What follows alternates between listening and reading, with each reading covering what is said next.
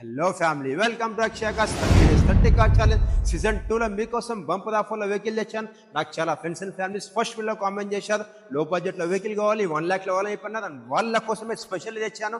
89,000, yes 89,000లో తెచ్చాను. Santro జింగ్ XL 2006 December 2026 వరకు పేపర్ వ్యాలిడ్ ఉంది. అండ్ డిసెంబర్ వరకు 1086 cc 83,000 జరిగింది. 4 సిలిండర్ కార్.